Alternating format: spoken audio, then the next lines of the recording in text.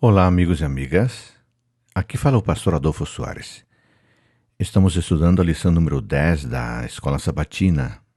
Hoje é segunda-feira, 31 de agosto de 2020. O título da lição de hoje é Os Pequenos Grupos nas Escrituras. A Bíblia apresenta exemplos de organização que podemos comparar aos pequenos grupos da atualidade no que se refere à oração, à comunhão, o encorajamento e trabalho integrado. Um desses exemplos bíblicos pode ser encontrado em Êxodo capítulo 18, versículos 21 a 25. Neste incidente, nessa história, vemos Jetro apresentando um conselho a Moisés. E a pergunta é: o conselho de Jetro fez a diferença na vida de Moisés? Que diferença fez?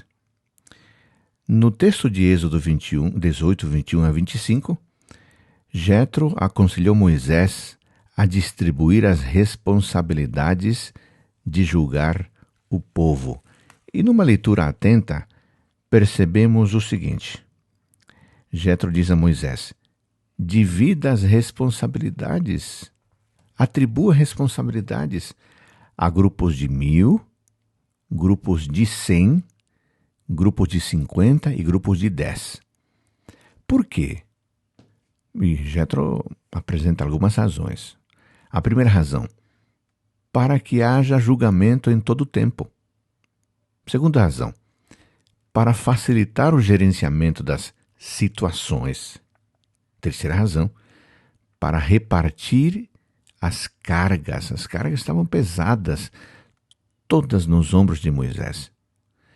E, finalmente, número 4, para que houvesse paz entre as pessoas. Observe que o trabalho em grupo permitiu todas estas facilidades. Foi extraordinário, de fato, o conselho de Jetro a Moisés. Um segundo exemplo pode ser encontrado em Lucas capítulo 6, versículos 12 e 13, também em Mateus 10, 1 e Marcos 3, 13 a 15. Neste caso, estamos falando do chamado de Jesus Cristo aos seus discípulos para o ministério de seu, podemos dizer, pequeno grupo. Afinal eram 12. E dentre os 12, Jesus tinha 3 pessoas próximas. E dessas 3 ele tinha uma pessoa bem mais próxima. E quais as vantagens do pequeno grupo de Jesus Cristo? Quais os benefícios? Tem vários benefícios. Eu queria mencionar apenas 5. O número 1. Esse pequeno grupo cultivou proximidade com o mestre. Número 2. Esse pequeno grupo permitiu conhecimento mútuo. Eles conviviam e passaram a se conhecer. Número 3. Convivência. Eles estavam o tempo todo juntos. Número 4. Aprendizado. Ao estarem juntos, eles aprendiam não apenas com o mestre, mas também entre eles. E número 5, preparo para a missão. Essa proximidade, essa convivência, esse aprendizado não era para mais nada a não ser o cumprimento da missão de falar do amor de Deus às pessoas.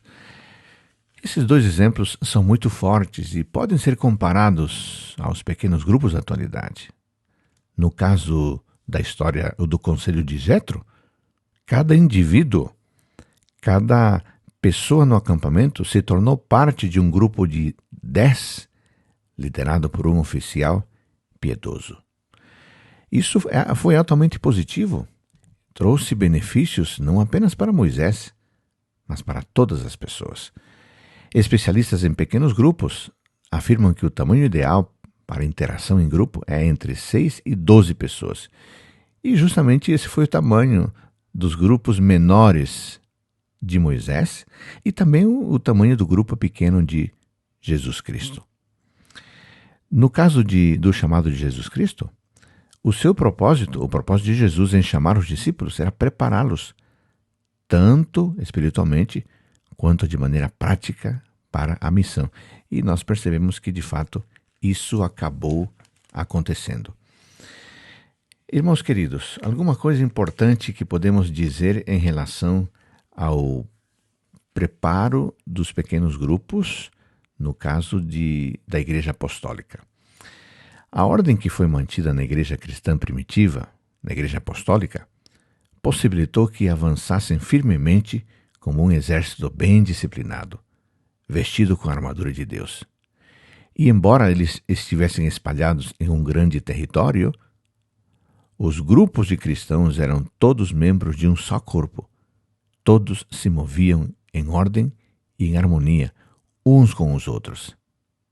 Os pequenos grupos na Igreja Apostólica possibilitaram não apenas a união, mas também o avanço da pregação do Evangelho. Neste sentido, irmãos queridos, o Senhor deseja que seu povo desperte e faça o trabalho que lhe foi indicado. A responsabilidade de advertir o mundo não é somente dos pastores, mas também dos membros da igreja. Eles devem participar da obra de salvar.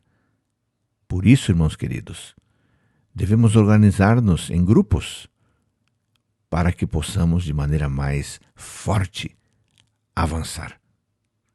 Que os membros da igreja visitem os seus vizinhos. Para quê? Para abrir as Escrituras diante deles, para contar o amor de Deus. Alguns podem trabalhar numa situação, no meio de pessoas de mais posse, de mais cultura. Outros podem trabalhar em meio às pessoas mais simples. Não importa. O que importa de fato é que, organizados em pequenos grupos, possamos alcançar de maneira mais eficaz aqueles que de outro modo não se aproximariam do templo, mas sim o fazem com confiança nos pequenos grupos. Aí está o fundamento bíblico daquilo que pode ser comparado aos pequenos grupos modernos. Ótima segunda-feira para você e sua família.